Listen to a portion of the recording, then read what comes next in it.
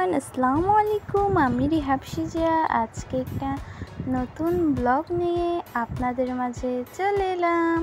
এখানে দেখেন চাউমিন রান্না হচ্ছে। এর জন্য দেখেন এখানে আগে সিদ্ধ করা হয়েছে, দেন এখন তেলের মধ্যে পেঁয়াজ দেওয়া হচ্ছে। ওকে, এখন রান্না হোক, আপনারা ভিডিওটা দেখতেই থাকেন। আশা করি ভালো লাগবে আপনাদের।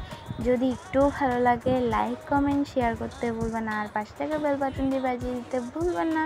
যারা দিয়েছেন তাদেরকে অসংখ্য ধন্যবাদ। এখন দেখেন মশলাপাতি সব দেওয়া হচ্ছে, দেখতেই পাচ্ছেন এখানে মশলা দেওয়া হচ্ছে, মরিচও দেওয়া হয়েছে। আজকে চাউমিনগুলো অনেক মজা ছিল, এর জন্য আপনাদেরকে একটু ভিডিওটা শেয়ার করতেছি।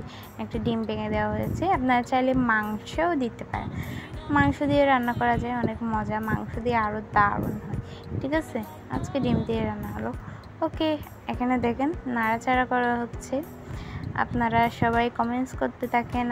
পরবর্তী ভিডিওতে যারা যারা কমেন্টস করবেন, যাদের নাম বলবেন, তাদের নাম আমি এখানে ভিডিওতে নিব।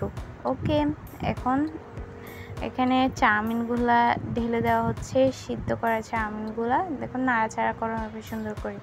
নেড়ে চেড়ে দেওয়ার পরে চাউমিন রেডি হয়ে যাবে একটু সিদ্ধ করার পর। এখন নাড়া হোক, আপনারা কমেন্টস করেন।